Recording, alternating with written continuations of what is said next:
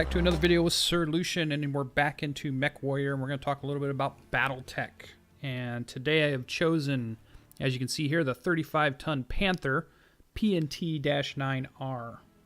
So we're going to take a look at it, not only some history of it through Battletech, the tabletop game, but we'll also take a look at how it translates into MechWarrior Online. And this is the base variant, the PNT-5R. So before we jump into the history, let's go ahead and take a look at the Mech Lab. So this mech is, as you can see, a right arm PPC, and then we have a whole ton of standard heat sinks and SRM ammo in the torso, and we have a center mounted SRM-4. So it's a light mech, not a lot of punching power. Now in Battletech terms, this is a pretty strong type of mech with a PPC which can do a good amount of damage on its own, good maneuverability, jump jets to get around, and then an SRM-4 for some close-up action if you need it. I don't think that's going to translate as well into MechWarrior Online, where it really seems to be more of the spam weapon systems for MechWarrior Online. So, you know, people that are running around with anywhere from 6 or more lasers or dual, you know, cannons of some sort, whether they're AC5s or, you know, 2s or just anything where there's just, you know, 8 or 9 different weapon systems and you're putting out mass amounts of alpha strike damage. That's really kind of what this game is, because you're just trying to do the most damage that you can. So I don't think this one will translate as well as far as in MechWarrior Online in this base kind of configuration. Now if we go back out, I believe if we go to select mech, we can see right here, yeah, we have 4 energy, 1 missile hardpoint, and an AMS. So you could get up to, if you wanted to, 4 energy. So maybe you could go something like 4 medium lasers, or maybe 4 medium pulses, or maybe even 4 light lasers if you want to do a close-in brawler. And then a missile system. You might be able to up the missile system to maybe a 6 if you bring that down. But you'd have to play around with it a little bit just to see how that goes. So this is the base variant. Haven't even jumped in a match yet. We're going to go ahead and hit the quick play. And then we'll go ahead and learn some Battletech history while we wait to get into a game. So let's get that up. We'll hit quick play. And here we go. So the Panther is one of Battlemech's most iconic mechs of the Draconis Combine. The design was originally commissioned in 2739 at the behest of the Star League to provide fire support for other light, fast-moving mech units, with the first models going to the SLDF to fight bandits along the periphery border. The original PNT-8Z model underwent a revision after the disastrous Battle of St. John in 2759, when it was revealed that its main weapon, a tronal large laser, was inefficient in both range and firepower for the immense waste heat generated. Luckily, the Panther had also proved itself to be quite hardy, sporting 6.5 tons of armor and maneuverability thanks to 4 Lexington lifter jump jets split between both the legs for total jumping distance of about 120 meters. Thus, an attempt to fix its once deficiency was made by League engineers by replacing the laser with Lord's Light Particle Projection Cannon, the PPC. The swap in weaponry, along with a superior armor composite, gave the PNT-5R Panther a new lease on life, such that it was seen over 3 centuries of continuous use since its production. So a very popular mech. The Draconis Combine inherited Alishan Weapons' Panther factory on New Oslo when the Star League dissolved, and quickly put the production line to work building new Panthers for the DCMS. The first large-scale use by Curata warriors came during the First Succession War in the Battle for Quinton, when the 2nd Legion of Vega used their Panthers to severely maul the slower, heavier mechs of the 42nd Avalon Hussars while avoiding return fire. Throughout the Succession Wars, the Combine was the only significant user of the Panther, often pairing it with the Jenner in a deadly combination of speed and firepower. Though the other successor states employed Panthers in small numbers, these were either the result of battlefield salvage or older League-era 8Z models. The Panther also proved itself a deadly urban combat using its mobility to easily navigate the more restricted space of city environment and take out heavier opponents from rooftop sniping perches with its main weapon. Lyrian mech warriors eventually took to the nickname the mech the Alley Cat for its propensity to conduct dark alleyway muggings. So let's go ahead and hit our ready button so our people are ready. So demand for the Panther continued to increase, forcing Alshan to build a secondary factory on Jarrett to keep up. In an ironic twist, both factories fell within the borders of the Free Ralsag Republic following its creation in 3034. Rasalhag. Transferring ownership to the new state, and soon the Panther became a mainstay of the Kung's army. The situation did not last long, however, following the invasion of the clans, and both planets were swiftly conquered by Clan Ghostbear. So we'll come back to that in just a moment. And we'll start off our first match. So we've got ERP, well, it's just a regular PPC on the 1 slot, and SRM2s on the 4, so, or SM4 on the 2 button. So one thing that kind of caught me by surprise was it's a light mech that only moves 64.8. That is slow. So this is not, I don't think, a scout. I don't think this is a frontline combatant. This is a working on the edge flanking unit, and if you can, work from distance. If I get caught by some of those other light mechs, I don't think I'm going to do so well. But we could use the jump jets to maybe give us some jumping power. See how good they are. That's about half. Fuel at 25%. Not bad. Fuel at 0%. See if we can get back up here. Fuel at 25%. Fuel at 0%. Yeah, it's pretty close. What do we got here? Acquired. That's a Jenner. So him one-on-one, he'd probably kick my butt. Destroyed. Oh, we're getting some lag too. That was weird. Target acquired.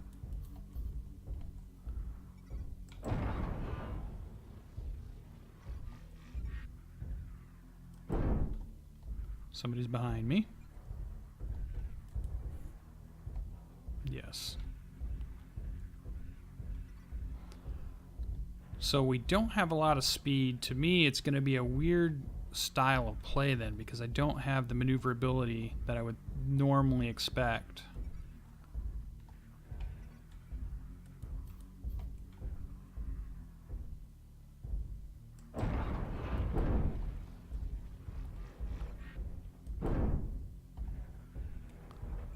Got 88 rounds, so that's quite a bit of SRM4 ammo.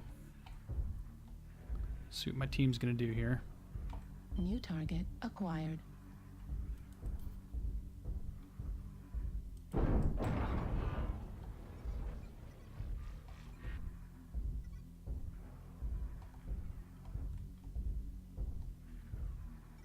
I don't want to be the furthest one forward, I can tell you that.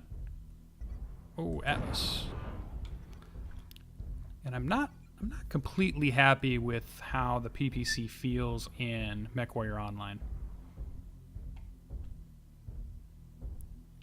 Kind of feels to me like this slow-moving energy splash weapon. Takes a while to recharge. The aiming point on it is just off the reticle somehow, which I never like. So I've never really liked the PPC so much in MechWarrior Online.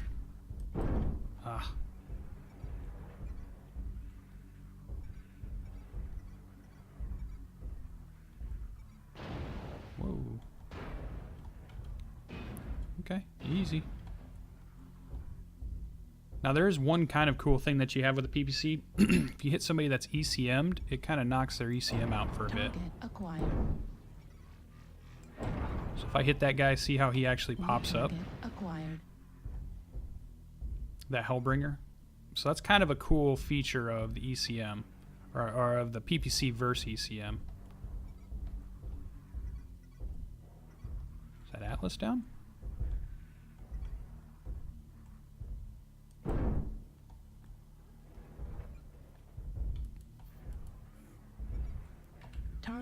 acquired. Shadow Cat. Yeah, just look how slow I am. I did take a few hits, so that's pretty good. And light mech, especially in the early variants, they can be quite fragile. I think once you've kind of worked on them a little bit, I don't think that's going to reach. All right, so my team mostly did the work there. I don't think I did a lot. I played that pretty tentative. I just had to try to figure out the weapon system. When you play it for the first time, you got to get used to where things are firing from. So that center mount SRM-4 is nice, but you got to take into account how long it takes those missiles to travel from, you know, your center torso to target. So you got to lead your target a little more, and I didn't do that, so I missed. And then with that PPC, it's kind of slow firing, so it's going to be tough to really rack up damage, or at least high amounts of damage, without probably getting behind somebody that's not paying attention to you or a longer match. So let's go ahead and jump in another match. That was pretty short. It's always nice to have a victory, but we want to see this mech in a couple of matches here. And the reason of my whole video series has been, and I think I've said this in some of the videos, but probably not all of them, is that I'm playing the base variants without really changing them, because I want people to really know what the mech is going to feel like early before you go ahead and go in and start adding in all your piloting skills, adding in modules, adding in changing the weapon configuration completely from, you know, what the actual variant is, because when you see those, I think that people might think, oh, I see this really cool video with a Panther. They get one and it's not anywhere near like the one they saw in the video. So let's go ahead and quick play this out. All right, so we just talked about how Clan Ghost Bear had conquered some planets, while Alshin Weapons Crash built a new line on Tokdo in 3053. They could not maintain their pre-invasion production levels and focused on spare parts and refit kits instead. Eventually, Wakazashi Enterprises bought the production license for the Panther and began rolling out new variants from its new Samarkand factory. These have gone on to serve in every DCMS unit since, including the bloody years of the Jihad. So the weapons and equipment area is a little light. There's not a lot of equipment on this one, but the Panther's primary weapon is the Lord's Light PPC mounted in the right arm and boasting one of the highest damage outputs of any weapon, which is true in Battletech, not so true in MechWarrior Online. Unfortunately, the PPC is also one of the most heat-intensive, though many officers see it as a good learning opportunity for raw recruits to spend their first years piloting the Panther and gain experience managing its heat curve with 13 heat sinks. The PPC is backed up by a reliable Telos 4-shot SRM-4 launcher mounted in the center torso, supplied by a ton of ammunition in the left torso. So about 88 missiles. So what is that, about 22 shots? This mix of long and short range weapons allows Panther to stay at range and inflict damage on its enemy and close in and use the SRM-4 to make the killing blow, which we really didn't do there, but okay. Some of the other equipment that you find Battletech wise, it's a Hermes 140 engine. The armor is a Maximilian 42. This is definitely an Alshan 56-carrier chassis. The communication system is the Cypher ComCon SCU-4, and the targeting tracking system is the Cat's Eye 5. 13 heat sinks, only 64.8 kilometers per hour, which we have seen in game so far. It'd be nice if this was quicker, I think. Now this one we might be able to maneuver around, maybe use our jump jets a little more. Just depends. But again, I don't think this variant you're going to be looking for, you know, highest damage on the team. That is not going to be your job.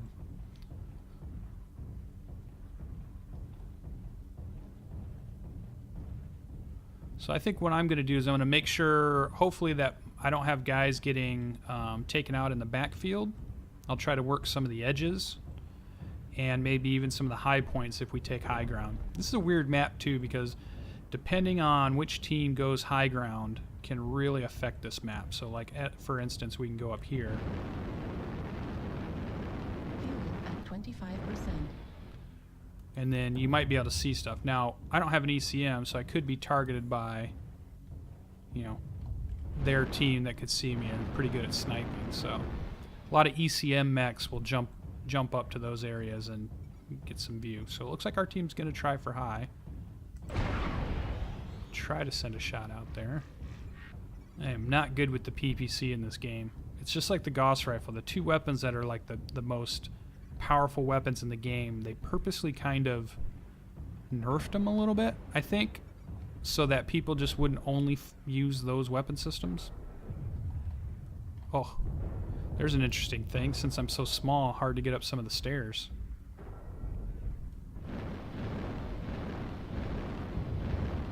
That's very interesting. So we're going to try high ground. This doesn't always go well, but it can sometimes help. The big issue is you don't have a lot of... if they're at the base of this hill... Target acquired. It's hard to get firing angles, and their team can get more firing angles on you. If they're more like in the D3 section and you have this hill, it works out a lot better. New target acquired. And just even poking yourself over like this can get you killed. See, oh, I didn't even see this guy. And then somebody walks up behind you. Yeah, he took off there. Good.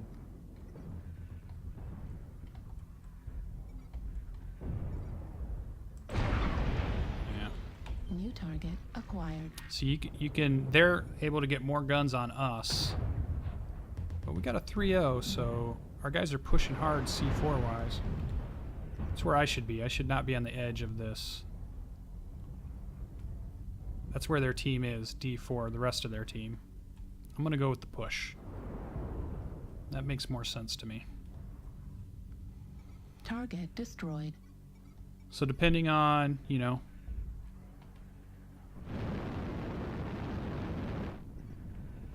Fuel at 25%. Just playing around with the jump jets, get used to them a little bit.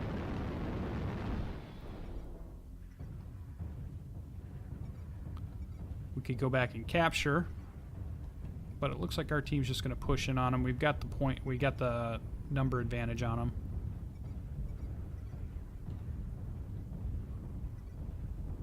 Yeah, see, they pushed around left. Had I stayed up there, I would have been one of the mechs they killed. Let's get around this way.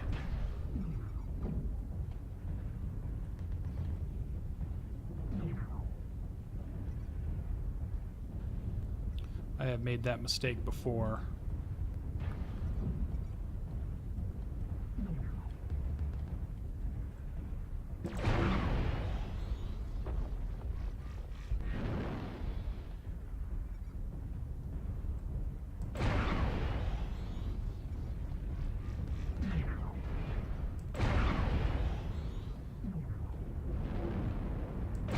I'm just firing off, just getting used to how it fires. Guess I'm pushing to the front here now.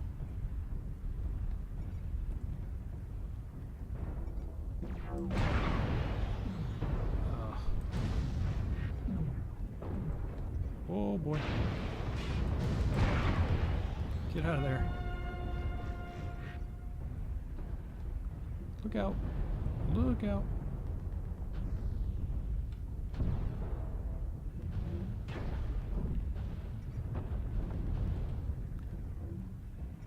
We can assist, that's okay. Alright. Torso twist is slow to start with.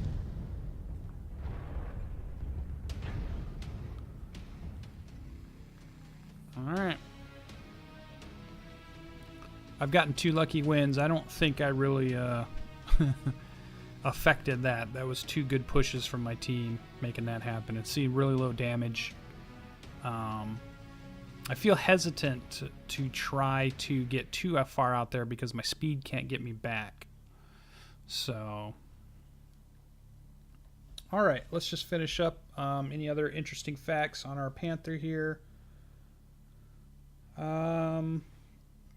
Jump jets are the Lexington lifters. We saw that in earlier. Armament was the PPC SRM-4. We already talked about that. I think the last thing we'll just talk about then is we can exit match. Some of the notable pilots. So if you're reading some of the Battletech lore, you might see some of these pilots there. So you got Minobu Tetsuhara, friend of Jamie Wolf and founder of the Ryukin. Originally piloted his father's Panther, a mech nicknamed Katana Cat. Later he would switch to a Vindicator, and later still he would pilot a Dragon. Katana Cat would pass to his brother Fujito Tetsuhara, who used it successfully during the Fourth Succession War. Tomo Sakata, wife of Theodore Kurata, used a Panther during her earlier career, up until its destruction during the Fourth Succession War. And Ace Darwin, commander officer of the non-traditional mercenary unit Ace Darwin's Whippets, piloted a Panther. He painted it pink and named Pink Panther, which the unit insignia a pink paw references. So those are some of the notable pilots that you will see. This has been a quick video on the Panther. As we can see here, the PNT-9R. Hope you guys liked it. It's just a light. It's going to have very limited use, I think, in its this variant without you doing something to it. So something I would probably look at doing is maybe either losing the jump jets and going for a bigger engine, maybe changing out some of the armor, maybe going to an XL just so that you can get the speed that you're going to need, and put all that extra tonnage that you're going to save by going to an XL into getting a bigger XL engine so that you can really pump that speed up. Because with speed, jump jets, and a PPC, then you could probably get yourself into a lot more situations that are more favorable to this mech. So just be aware when you get this one. Try it out. As you can see, it's an arm slung PPC, about mid-waist level. But being a smaller mech, you shouldn't have too much trouble with that when you're popping up over areas. You can even do some of the jump shooting too, which you'll see a lot of Shadow Cats and things do. So hope you enjoyed the video. I want to say thanks for joining. Hope you hit that subscribe button. Hope you hit that like button. Stay tuned for more Battletech and MechWarrior on the channel. And there's so much different stuff on this channel.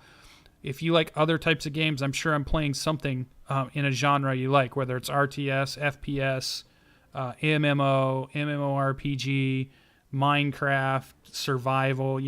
There's got to be a ton of stuff I'm playing here. At least something will appeal to you, if not more than one or two. So stay tuned for more. Thanks for joining. We'll see you in the next one. Bye-bye.